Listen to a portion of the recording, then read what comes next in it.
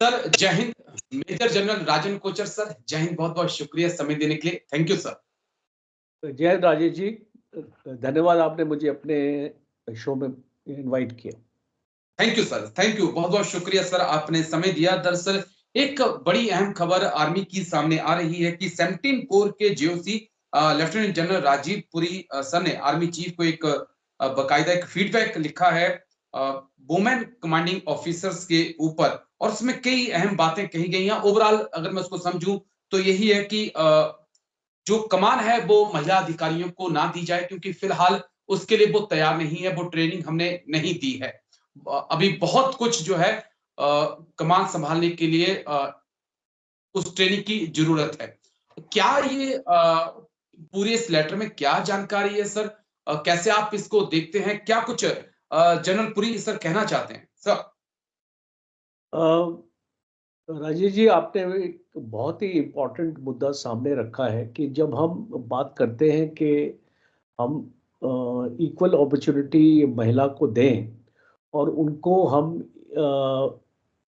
एक defence forces में उनको एक अपॉर्चुनिटी दे काम करने के लिए, और अगर इस तरीके का एक लेटर सामने आता है तो जाहिर है कि सबके माइंड में कोई ना कोई शंकाएं आएंगी और रिजर्वेशंस आएंगी कि क्या फौज ने या गवर्नमेंट ने सही फैसला लिया है वुमेन ऑफिसर्स को इंडियन आर्मी में इंडक्ट करने के लिए। और दूसरा कि उनको अगर आपने इंडक्ट किया है तो क्या हम अपॉर्चुनिटी हम उनको देनी चाहिए कमांडिंग ऑफिसर्स यूनिट्स को कमांड करने के लिए। सबसे पहले मैं आपके व्यूअर्स को ये बताना चाहूँगा कि अगर मैं आपके चैनल में आज बात करने आया हूँ तो क्या मैं क्वालिफाइड हूँ इस पे बात करने के लिए? क्या मेरे पास एक्सपीरियंस है वुमेन ऑफिसर्स को ट्रेन इस करने के लिए, या मैंने अपनी यूनिट्स में वुमेन ऑफिसर्स को कमांड किया है? तो मैं एक चीज़ साफ करना चाहता हूँ कि मैंने वुमेन ऑफिसर्स को ट्रेन किया है, और जो फर्स्ट बैच था वुमेन ऑफिसर्स का वो मेरे जुरिस्डिक्शन में आया था आर्मी ऑर्डिनेंस कोर में, जब हमारे यंग ऑफिसर्स कोर्स होता है, और अभी हम उसको बोलते हैं बेसिक ऑर्डिनेंस मैनेजमेंट कोर्स। तो उसमें basic ordnance management course serial 17 पहला कोर्स था जिसमें वुमेन ऑफिसर्स हमारे पास इंडक्ट हुई थी, और इसको मैंने basic ordnance management course serial 18, जो एक बेसिक डीएस के तौर पे हमारे कोर्स की स्ट्रेंथ तकरीबन 28 थी, जिसमें 15 वुमेन ऑफिसर्स थी और 13 मेल ऑफिसर्स थे। तो सबसे पहले मैं आपको एक चीज क्लियर करना चाहता हूं, ये जो ट्रेनिंग थी जॉइंट मेल और फीमेल ऑफिसर्स इकट्ठे आपस में कॉम्पीट कर रहे थे। ओके। तो कोई ऐसा नहीं था कि वुमेन ऑफिसर्स के लिए हमने सेपरेट कोई स्टैंडर्ड रखा था उनको जज करने के लिए, और मेल ऑफिसर्स को हमने कोई सेपरेट स्टैंडर्ड रखा था जज करने के लिए। तो मैं ये जो एक चीज मीडिया में बहुत उछाली जा रही है कि उनके लिए अलग स्टैंडर्ड्स हैं और हमारे मेल के लिए अलग स्टैंडर्ड्स हैं, तो मैं इसको शुरू से ही इस चीज को इसको रिजेक्ट करता हूं, इस आर्ग्यूमेंट को रिजेक्ट करता हूं, क्योंकि दोनों स्टैंडर्ड्स सेम थे दोनों ऑफिसर्स के लिए। अच्छा, दूसरा, ये जो बेसिक ऑर्डिनेंस मैनेजमेंट कोर्स था इसको टॉप किसने किया? एक महिला ऑफिसर ने।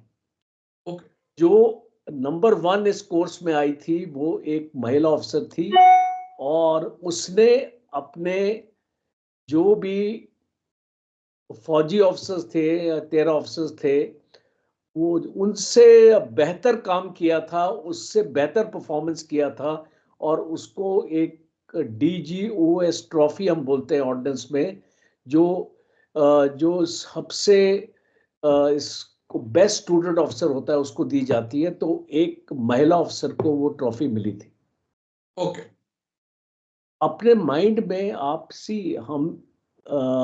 हमारे जो ऑफिसर्स हैं वो एक एनवायरनमेंट में उनको इसको बढ़ाया गया है, आगे लेके आए हैं, और वो इस चीज में कमेंट करते हैं। अब जनरल पुरी की कमेंट के ऊपर मैं इसको सीधा आऊंगा। 108 ऑफिसर्स अप्रूव हुई थी इंडियन आर्मी में 1992 बैच से लेके 2006 बैच तक, ओके सर। कमांडिंग ऑफिसर्स के लिए। तो तकरीबन आप मान सकते हैं 44% ऑफिसर्स जो टोटल बैच था इनके सामने, इसको बैच था तकरीबन 244 ऑफिसर्स का बैच था ये, जी। जिसमें 108 ऑफिसर्स सेलेक्ट की गई थी कमांड के लिए। अब 108 ऑफिसर्स कमांडिंग ऑफिसर बनी, और पूरे इंडियन आर्मी में डिफरेंट डिफरेंट कमांड्स में इन ऑफिसर्स ने कमांड किया। जी। जनरल पुरी के 17 कोर में 7 ऑफिसर्स थी खाली, ओके।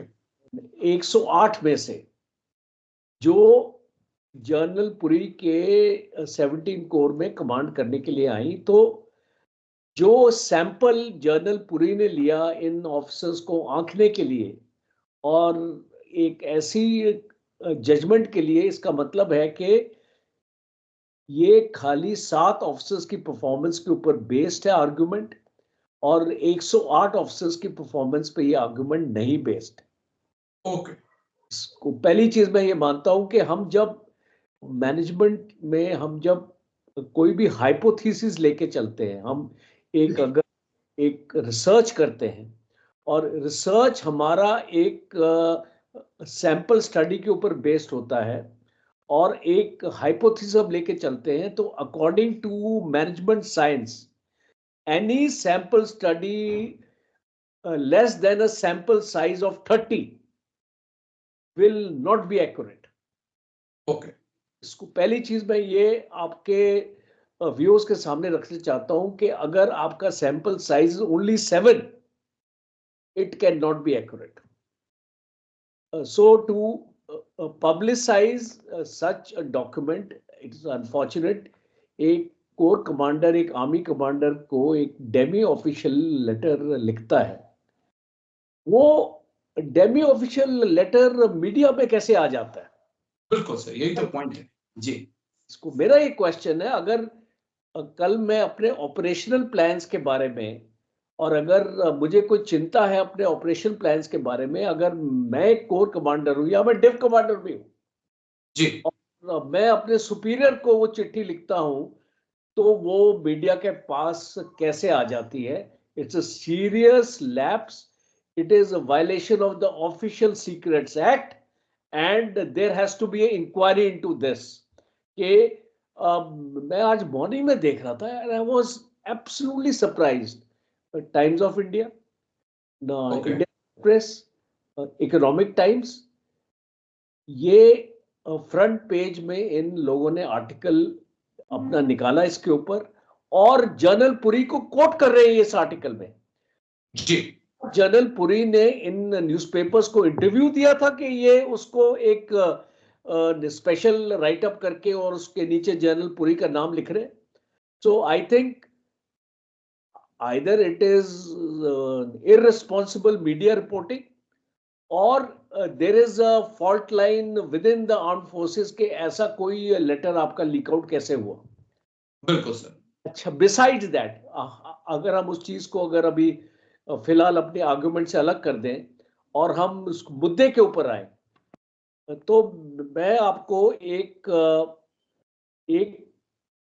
जो मेरी लेडी ऑफिसर थी या वुमन ऑफिसर थी, उसको मैंने इसको लेटर की कॉपी भेजी, और वो एक कमांडिंग ऑफिसर है आज। और जी, वो 108 ऑफिसर्स में एक ऑफिसर है जो सेलेक्ट हुई थी एक यूनिट को कमांड करने के लिए, और मैं उसका जवाब आपको पढ़ के सुनाना चाहता हूँ। उस वुमेन ऑफिसर ने, उस कमांडिंग ऑफिसर ने क्या लिखा? Sir, again issues are being generalized across the board for all COs or commanding officers, similar to what we faced during our induction. Okay, Point to note is कि जब ये commission हुई थी उस time पे भी ऐसे मुद्दे सीनियर ऑफिसर्स ने रेज किए थे.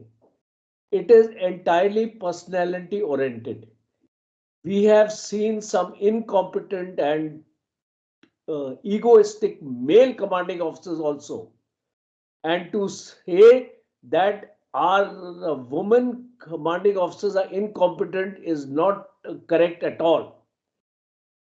In fact, being a lady makes one more empathetic and humane. अब जनरल पुरी ने ये लिखा था कि ये जो लेडी ऑफिसर्स हैं, ये वुमेन ऑफिसर्स हैं, इनमें एम्पैथी की कमी है. तो इस बिल्कुल, कमांडिंग ऑफिसर ने इसका खंडन किया है. My troops had no issue at all with my style of command, and it was heartening when so many approached to get posted out with me. इसका ये मतलब है कि जब मेरी पोस्टिंग आई तो मेरे इसको जवान मेरे पास आए कि मैम हमको भी अपने साथ ले चलिए, हम भी यहाँ से पोस्ट आउट होना चाहते हैं. एंड लास्ट में लिखा है, it is extremely sad to read this demi official letter by the core commander.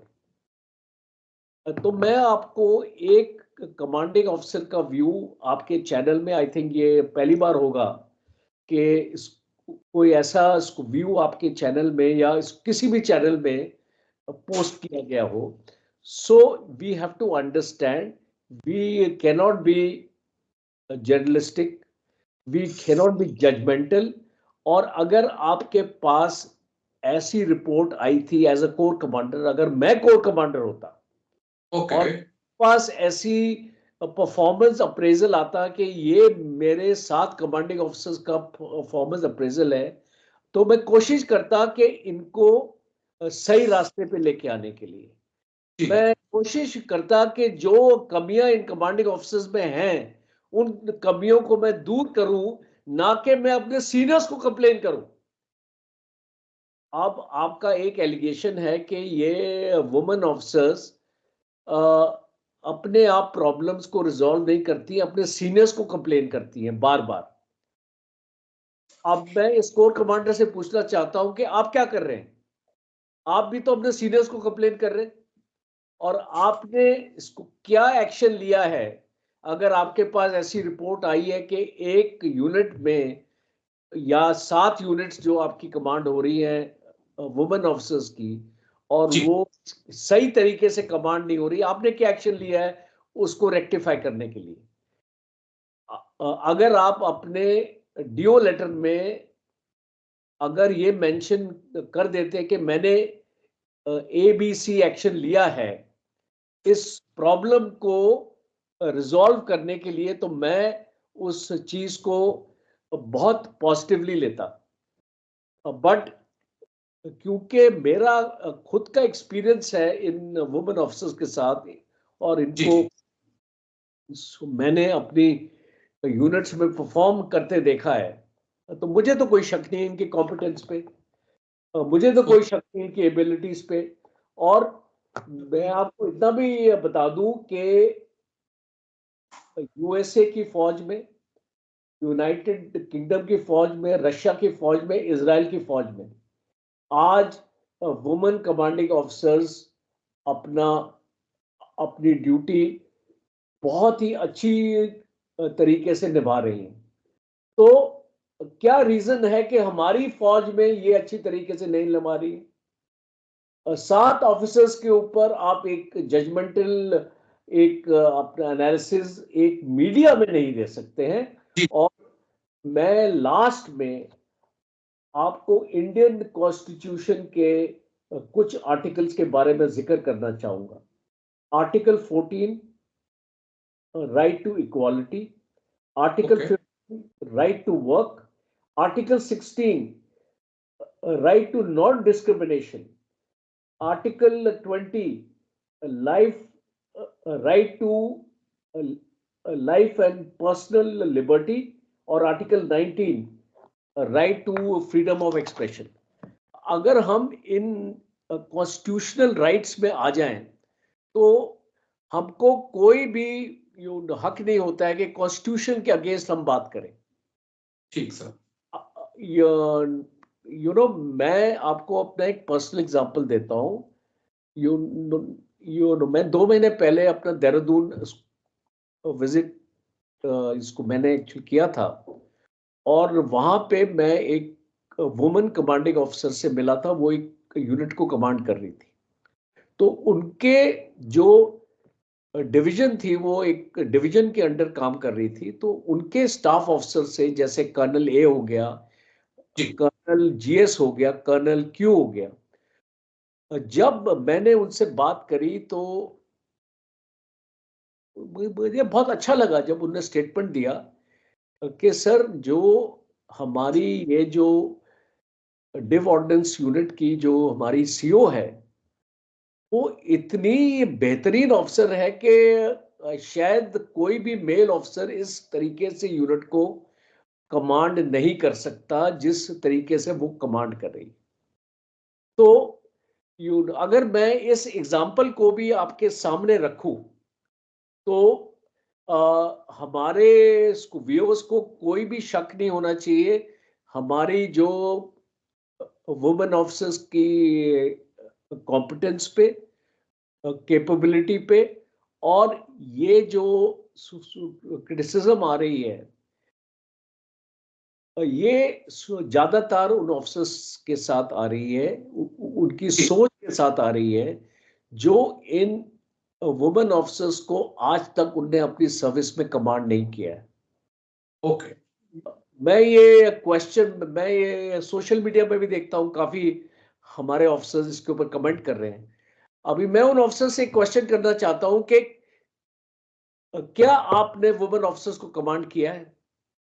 और अगर आपने नहीं कमांड किया है तो आपको कोई हक नहीं है अपने परसेप्शन के ऊपर, अपना जो आपकी पैट्रियोलॉजिकल सोसाइटी है हमारी, हमारी एक पैट्रियोलॉजिकल सोसाइटी है जो हमेशा वो चीज को एक्सेप्ट नहीं करेगी कि हमारे जो वुमेन ऑफिसर्स या हमारी औरतें हैं वो उस घर वो से वहां पे कमा। इसको बाहर आके इसको नौकरी करें, काम करें और एक इसको शोहरत अपना कमाएं। तो मैं अब दो पॉइंट लेता हूँ सर, उसके बाद मैं आपके पास आता हूँ इस मुद्दे को और डीपली समझने के लिए। जो लेटर लिखा गया है उसमें लिखा है कि सबको साथ लेने की जो भावना है उसकी एक कमी महिला कमांडिंग ऑफिसर के अंदर मिली है। दूसरा क्या है कि तनाव का जो स्तर है, टेंशन जो है सोल्जर के बीच में, वो उनकी यूनिट में ज्यादा देखने को मिली है।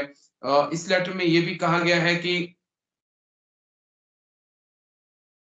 असहमति होती है तो वो मेल सुपरमेसी की बात आ जाती है किसी भी बात पर कि मेल सुपरमेसी है आर्मी के अंदर, वो ये आरोप भी लगाती हैं, वो इस प्रकार से सोचती हैं।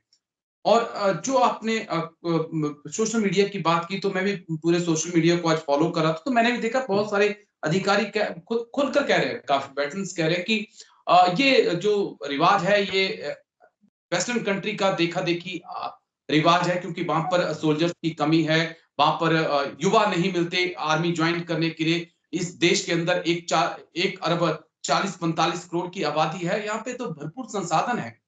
आज कह रहे हैं कि आर्टिलरी में है, आर्मर्ड में है, कल आप कहेंगे कि हम इन्फेंट्री में महिलाओं ऑफिसर्स को, महिला सैनिकों को ला रहे हैं।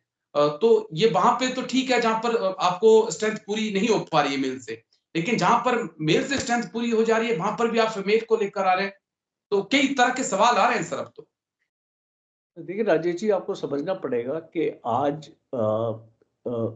एक आपको ये समझना पड़ेगा कि ये जो वुमेन ऑफिसर्स हैं इनको फौज में लाने की वजह क्या थी।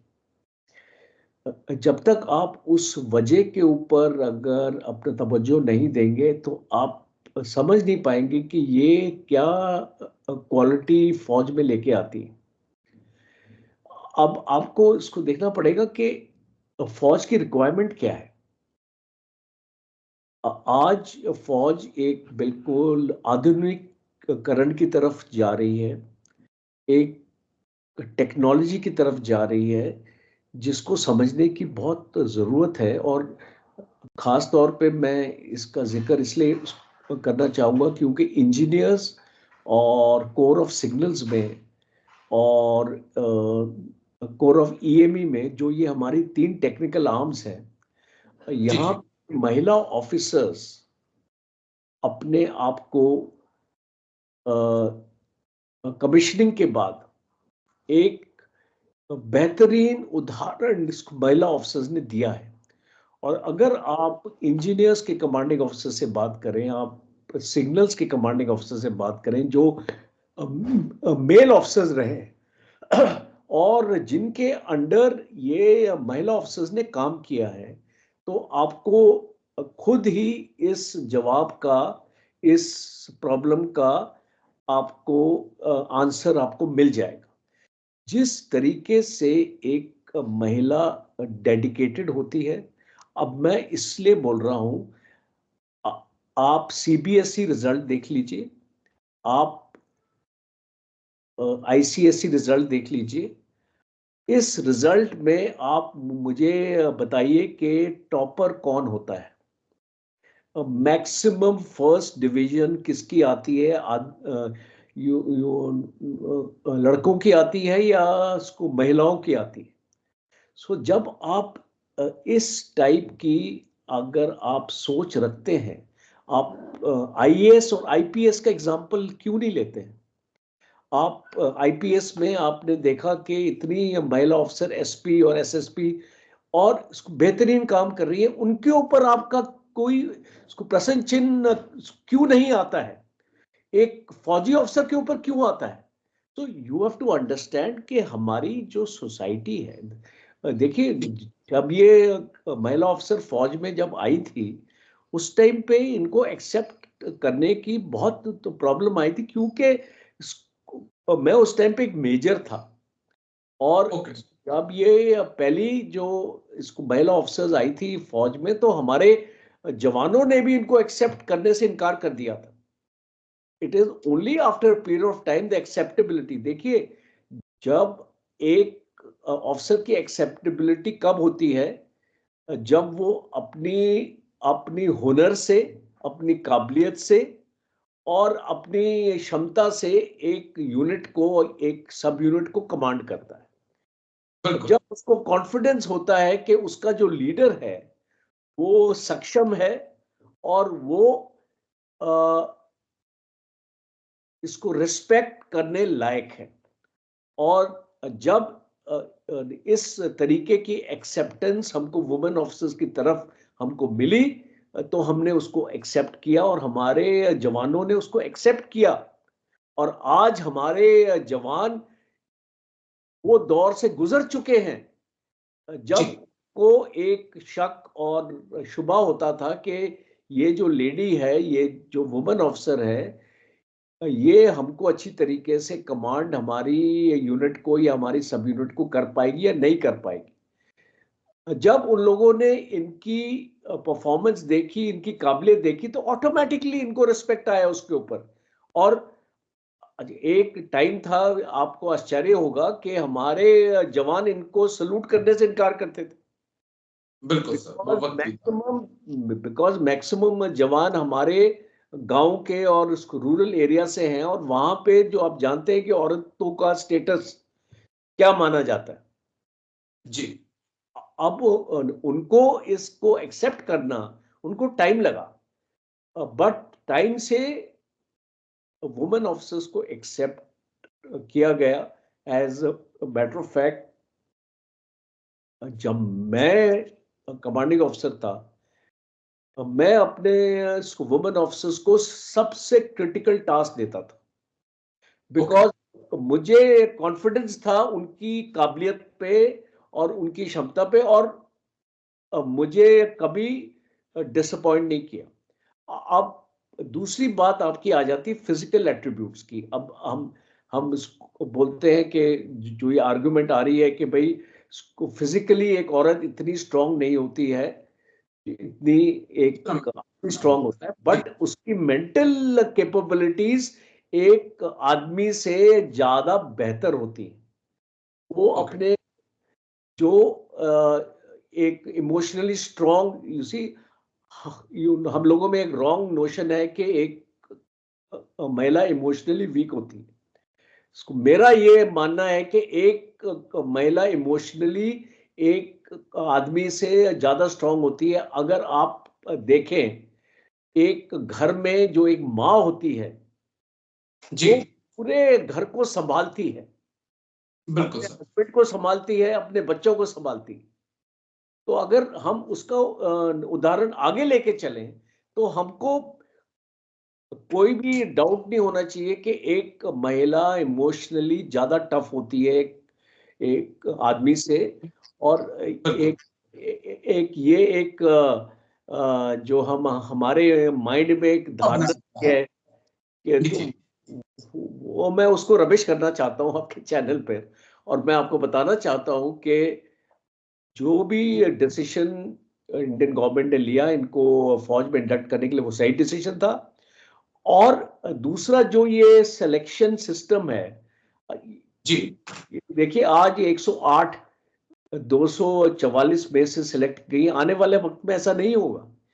आने वाले वक्त में जो भी सिलेक्शन बोर्ड होगा, वो महिला और जो मेल ऑफिसर है, दोनों का एक साथ बोर्ड होगा, एक साथ उनके पैरामीटर्स होंगे, और एक कॉमन सिलेक्शन सिस्टम होगा। तो उससे आपको जो अभी आने वाले जो वक्त में आप देखेंगे कि जिस टाइप की महिला ऑफिसर्स आपकी कमांडिंग ऑफिसर्स बनेंगी, वो बहुत ही बेहतर होंगी, क्योंकि उनका जो सिलेक्शन सिस्टम है वो मेल ऑफिसर्स के साथ एक कंपैरेटिव होगा। और इसको अभी जो पहला बैच आया है, ये एक बिल्कुल। सुप्रीम कोर्ट जजमेंट थी। फौज के पास टाइम नहीं था उस जजमेंट को आपने आपने इम्प्लीमेंट करना था। करना ही तो था। जी, जी, तो इसमें आपने देखा कि इनकी इलेक्शन उस तरीके से नहीं हुई है।